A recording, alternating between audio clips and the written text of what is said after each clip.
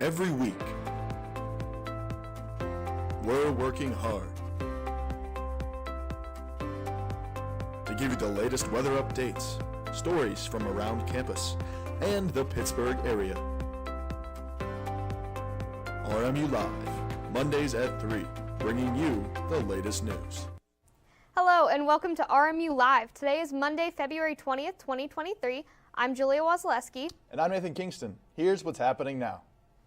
U.S. President Biden has departed Kyiv, including a historic visit to the country. There were months of planning until last Friday when President Biden made the final decision to travel to Kyiv. Earlier today, he met with Ukrainian President Zelensky and pledged the U.S. continued support for Ukraine. CNN's international chief correspondent Clarissa Ward was on the ground in Kiev during the visit.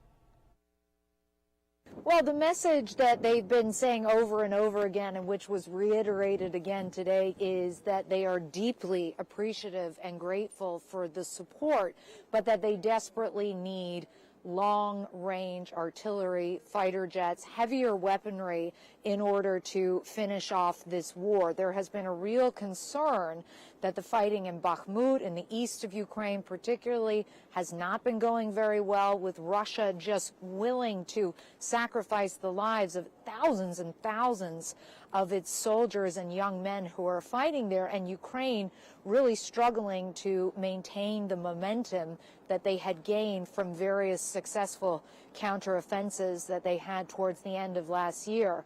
It was an exceptional moment, I will say. We were watching to see President Biden and President Zelensky walk out of this historic church here in central Kyiv. They came in to the main square, St. Michael's Square here. You can see there's a lot of journalists still around. Also, a lot of people have been coming to take photographs.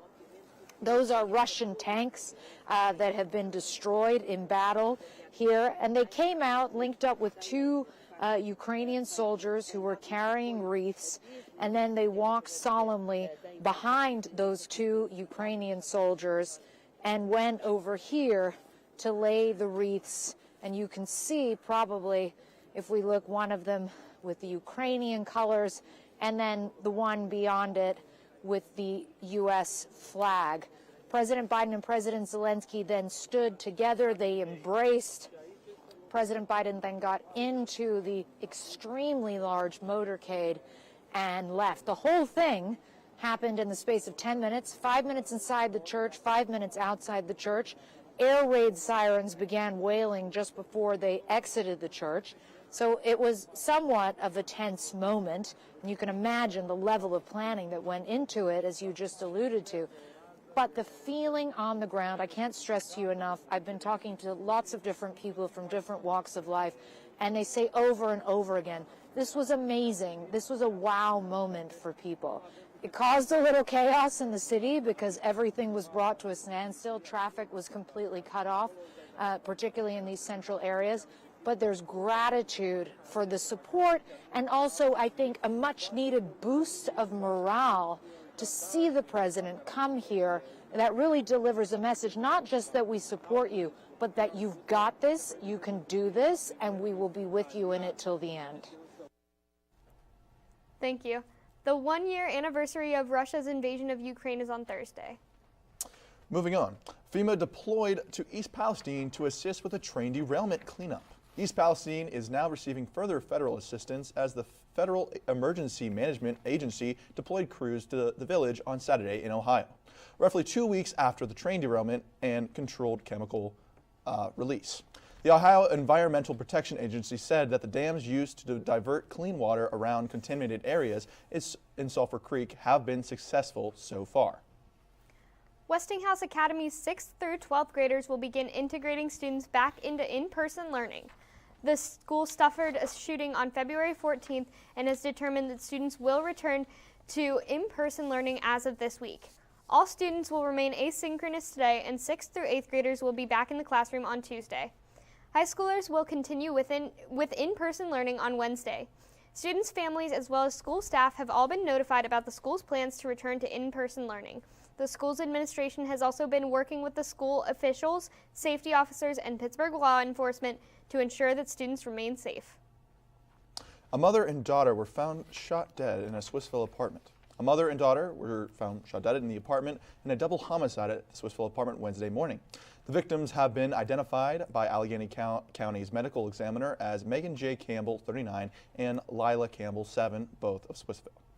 Late Saturday in Allegheny County, police said that they took Karif Eastington into custody. Eastington, 35, is facing 2 counts of criminal homicide as well as charge of tampering with evidence. A Temple University police officer was shot and killed near the Philadelphia campus on Saturday night, and police have charged 18-year-old Miles Pfeiffer with the murder of Officer Christopher Fitzgerald, among other charges.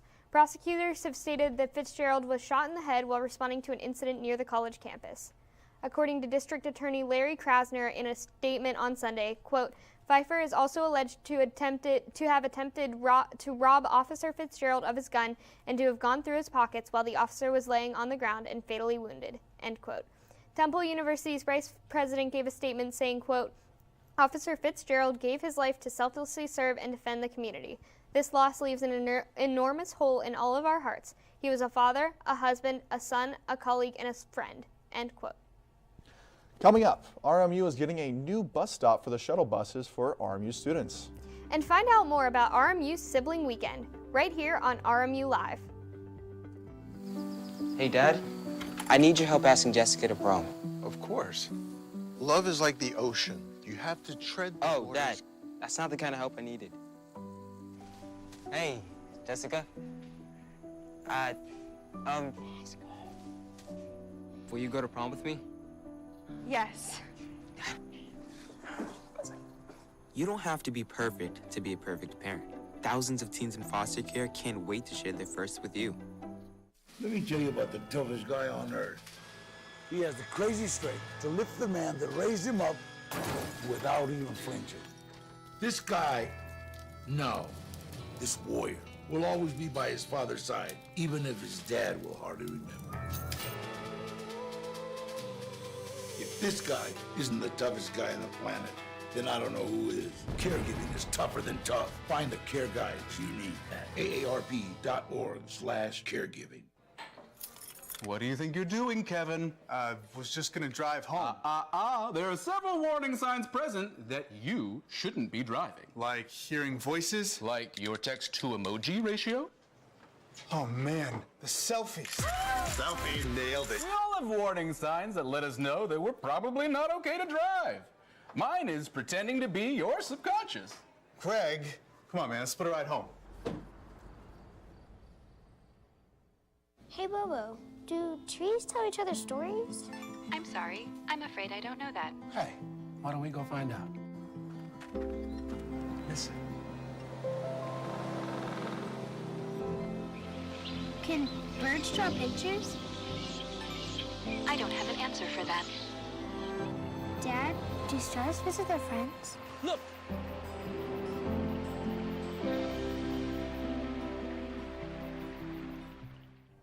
Welcome back to RMU Live. Last Wednesday, February 15th, RMU facilities began construction on a shelter at the shuttle stop near the gazebo.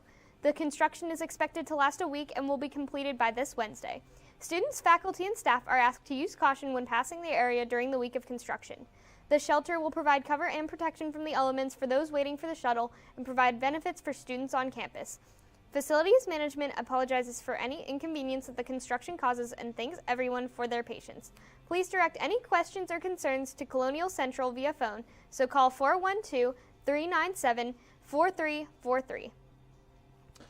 This past weekend, RMU Residential Housing Association hosted a siblings weekend for students this February 17th through February 19th. The weekend included the movie Minions Rise of Gru on Friday night, games, laser tag, and VR on Saturday, and finally a free family breakfast on Sunday. For all of the fun that was required for a sibling was just $15 for a registration fee. Speaking of RMU events, this week on campus there are many events that are going on. First, the Mental Health Matters, the warm-up. You can join the Collegiate 100 for panel discussion about the impact of mental health in the African American community. It is going on today from 5 to 7 p.m. in the Wheatley Cafe. Then this Thursday, you can join a LinkedIn Profile Building 101. This program is looking at everything you need to know to build a strong profile on LinkedIn so that you can be prepared to be able to put your best foot forward and begin properly building your professional network online. And then this Tuesday from 12:30 to 1:30 p.m. you can go to Benjamin Rush Classroom to see what the top 10 best resume builders are for your future career. Also coming up this week, the Office of Residence Life will be hosting a Penguins watch party to emphasize the importance of team connection. The Penguins symbolize commitment to each other and show the importance of being dedicated to their teammates. If you are interested in learning more about the Penguins and how teamwork impacts the way that they play, visit Hopwood Hall from 6:45 to 9 p.m. on Thursday. More information can be found on revolution.rmu.edu. Thursday also signifies the opening night of RMU Theater's Urinetown. The show follows a city with a water shortage that has banned the use of private restrooms and charges people for the use of public ones, while a local hero leads citizens to revolution. To see the show, there will be performances at 7:30 p.m. on Thursday, Friday, and Saturday, and there will be a matinee show on Sunday at 2 p.m. Tickets are available at rmu.edu/theater and will be $7 for student tickets and $15 for general admission. With RMU men's basketball coming off of a huge win, the regular season is coming to an end. Let's send it over to Nathan Breisinger to hear how RMU sports teams are doing this season. Thanks, guys. It was a busy weekend at the UPMC Event Center and one that was full of playoff implications with 4 straight days of RMU men's and women's basketball. For the men's, they had the opportunity to climb the standings as they're in search of hosting a playoff game. On Thursday, they welcomed Green Bay, who the Colonials beat by 34 points back in January. It was a much tighter game this time around as Green Bay opened the second half by taking a 4-point lead. RMU would respond with runs of 8 and 9 respectively during the half to close out a 71-56 win. Enoch Cheeks led the way for RMU with 18 points. The Colonials then turned their attention towards Milwaukee for a senior day showdown with one of the top teams in the Horizon League. The Colonials entered half with an 11-point lead over the Panthers. In the second half, the Colonials ran Milwaukee out of the building as they led by as much as 27 points. RMU finished with an 80-60 victory. With the big weekend, the men's basketball team now has a 95% chance to host a Horizon League tournament game and a 14% chance to get a first-round bye. Another team looking to move in the standings was the women's basketball team. On Friday, they welcomed in one of the best teams in the conference, the Green Bay Phoenix, and it was a game that the Colonials can put behind them. In the first half, the Colonials did not even reach double digits as they were held scoreless in the second quarter. Green Bay would walk away with a 61-37 win. Phoenix Gideon and Simone Morris reached double-digit points for the Colonials. On Sunday, the Colonials were looking to respond with a win, and they did just that as they defeated Milwaukee 50-45. Colonials had a big day from beyond the three-point arc by knocking down 50% of their shots, including 4 three-pointers from Alejandro Mastral, who finished the day with 16 points. RMU currently sits 9th in the Horizon League standings with 2 games left as they look to host a playoff game if they get to that 8th seed.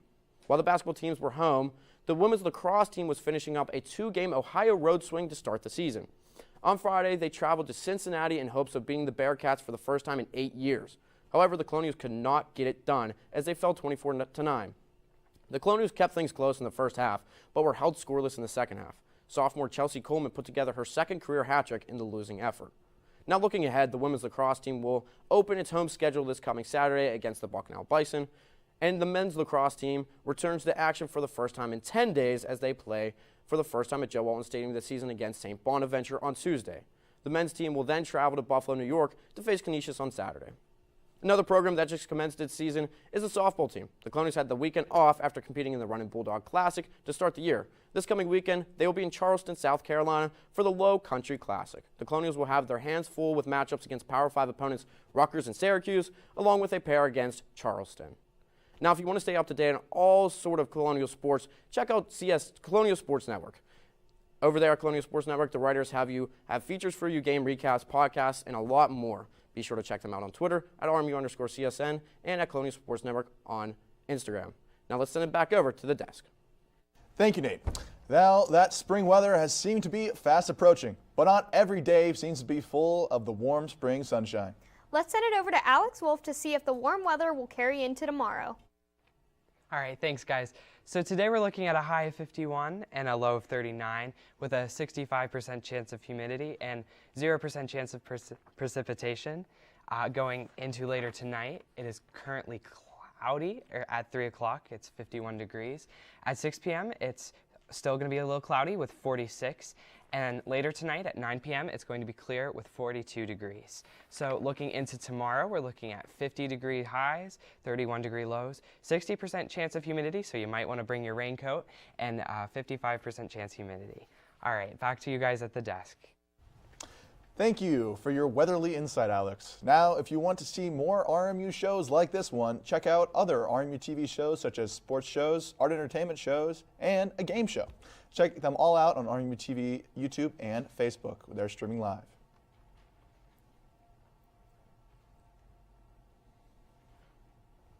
Coming up, Mandy Gaither has some news on what is going on in the world of health in the Health Minute.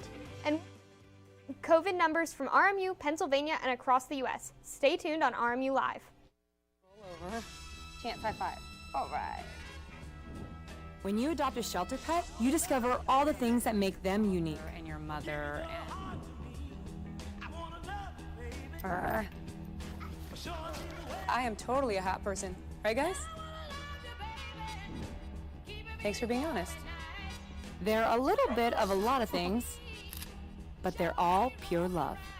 Adopt pure love at theshelterpetproject.org. Multiple studies have shown that marijuana can slow both driver reaction and response time, which can be really dangerous. He's here. He's here. Wait. What? I can't drive. Why? My. Oh.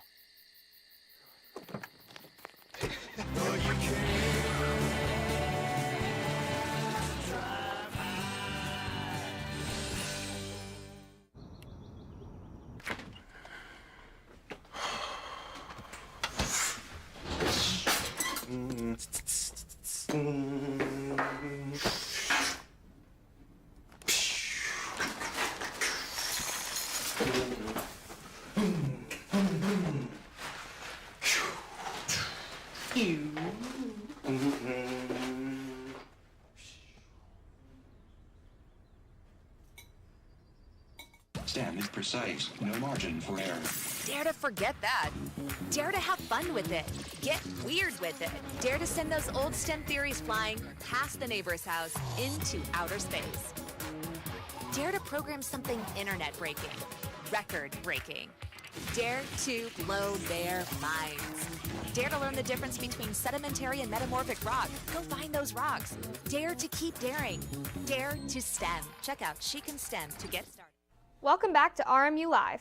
He's famous for his roles in dozens of movies over several decades, like Die Hard and Pulp Fiction. But last year, Family announced that actor Bruce Willis will be taking a break from acting due to impaired cognition. And now there's shared a new diagnosis and more information on the struggles Willis is facing.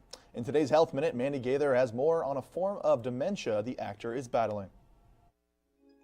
His iconic roles have made him famous, but a decades-long career has been halted, and now Bruce Willis has been diagnosed with a rare brain disorder called frontotemporal dementia. It has a slow, insidious onset, meaning that people don't often recognize the symptoms and they don't recognize them early. Dr. Nicole Purcell with the Alzheimer's Association says those symptoms can include speech and language problems or changes in behavior and personality. The vast majority of those diagnosed with this form of dementia are between the ages of 45 and 65. Right now, there's no treatment. Purcell says there are medications to reduce irritability or agitation and other ways to help symptoms. Speech therapy or cognitive therapy is often helpful if they're having problems functioning and engaging in their activities of daily living, the things that they do every day. Oftentimes occupational or physical therapy is helpful. Early detection is important. See a doctor if you notice issues with speech, functional problems, or personality changes. Although there's no cure, there's many things that we can do to assist patients in making decisions for themselves so that they can advocate as long as possible for themselves. For Health Minute, I'm Mandy Gaither. The Alzheimer's Association has more information on all forms of dementia and resources to help on its website at alz.org. The link between sleep deprivation and poor health has long been known. And researchers have drilled down further and discovered another important aspect of sleep. Consistency, that is. Scientists look at variations in when people went to sleep, how restful the sleep was, and if it was interrupted. They found that variations in these factors led to a higher risk of plaque in the arteries. Plaque narrows blood vessels and increases the risk of heart attacks, strokes, and other cardiovascular conditions. People whose sleep habits varied by 90 minutes to more than 2 hours within a week were 1 point, 4 times more likely to have elevated plaque levels. One limitation of the study is that it looked at older adults with an average age of 69 years old. The results were published in the Journal of the American Heart Association. A new study has found that some breast cancer patients may be able to skip radiation therapy after surgery. Researchers say that for women ages 65 and older, bypassing radiation after surgery for small hormone-positive breast cancer tumors does not appear to affect their overall survival rate, provided they receive 5 years of hormone therapy instead. However, skipping radiation may be associated with a higher risk of cancer returning to the same breast. Radiation can cause hair loss, breast pain, and fatigue, exacerbating an already difficult recovery after surgery. Hormone or endocrine therapy involves adding, blocking, or removing hormones as part of a treatment approach to certain conditions, including to slow the stop of growth of certain cancers. The data found that the overall survival rate was nearly identical for those with radiation therapy and those without it, at just over 80% for both groups. It was published in the New England Journal of Medicine. In the U.S., a quarter of all breast cancer diagnoses are in women aged 65 to 74. An update on the health of Democratic Senator John Fetterman of Pennsylvania. An aide to the senator tells the Wall Street Journal Fetterman's treatment for clinical depression could range from weeks to more than a month, but it is expected to be shorter than 2 months.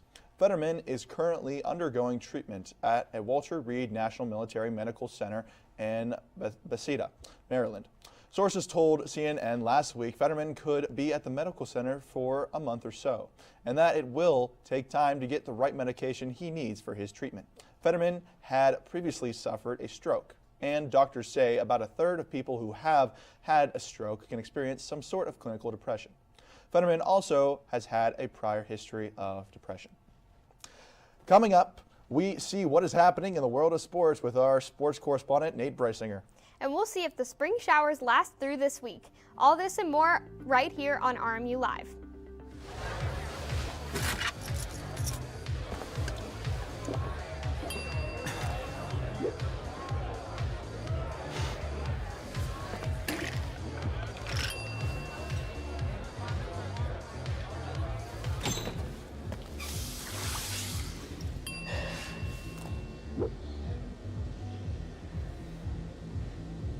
If you need to do something to feel okay to drive, you're not okay to drive. Don't drive buzzed. Maybe you can make retirement happen.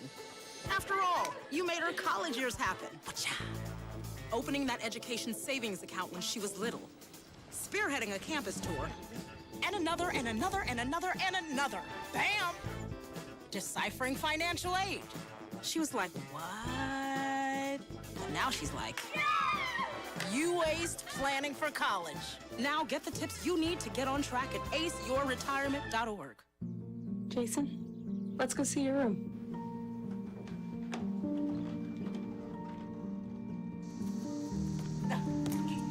That's not right. How is it? Is it good?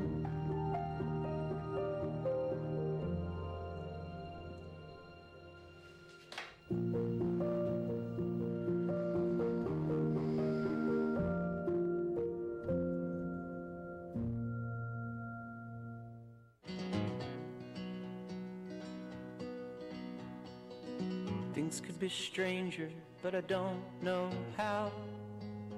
I'm going through changes now.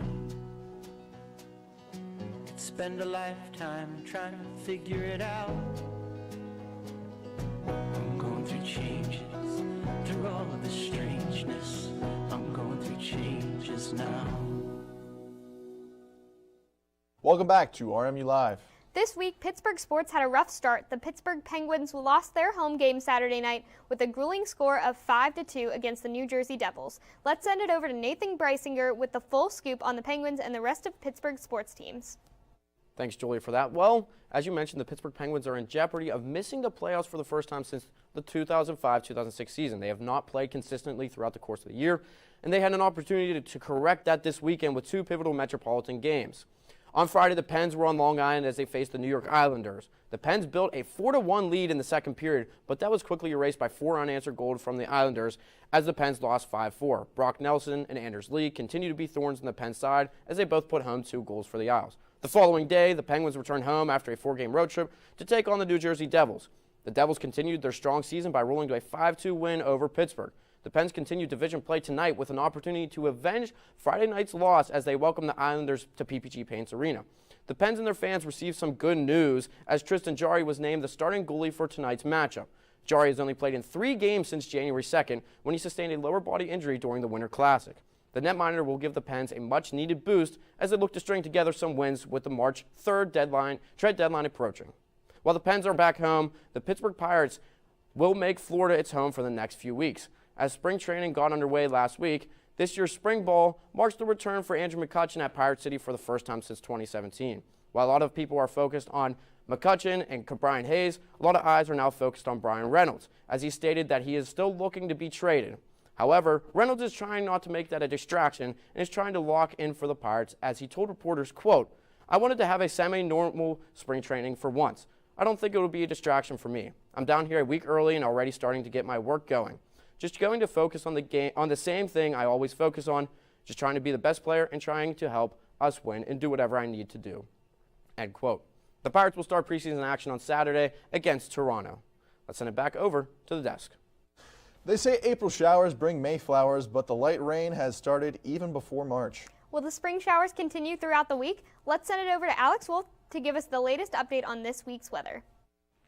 All right, so we're definitely going to have some showers this week. So going into Wednesday, high of 53, low of 28 with definitely some rain.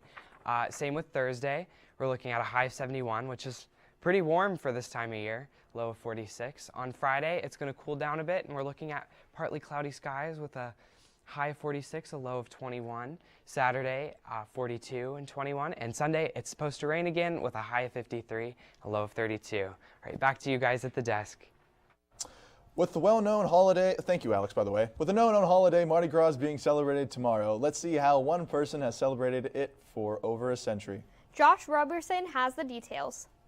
First, I like seeing the parades, seeing all the people, all the children, the bands and all. We have it all. At 103 years old, Mary Munez has seen more parades than most in her lifetime. But as she, friends, and family prepared to watch the crews of Iris and Tux on Saturday, Munez says she has no intention of stopping now. I'm still enjoying life. I'm still kicking, but not as high. Affectionately known as Nana, Munez was on the Uptown New Orleans parade route to watch her daughter ride with the crew of Iris. She also had a grandson riding with the crew of Tux. My daughter is 80 years old, so it's been that many years. In fact, I have a little nephew that's in Catholic school, 6 years old, so he knows how old I am. So he told his mother the other day, said, "You know, Mama, God is the oldest, and then Nanny, that's me." Yes, she is everyone's like Nana. I mean, she is awesome. Leighton Sheremy isn't related to Munez, but has been part of the group that gathers on the St. Charles Neutral Ground for years. Loved ones at one point even made shirts with some of their favorite Nana quotes. Sheremy says she makes everyone feel like family. She is like Mardi Gras. Yeah.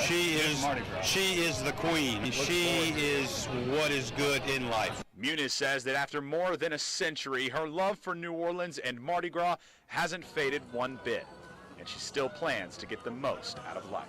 The food, we have the people that are just fantastic, and so I'm still enjoying it all. That's why I'm still hanging around. Thank you, Josh. And on behalf of everyone here at RMU Live, we want to say have a great day, and we'll see you next week.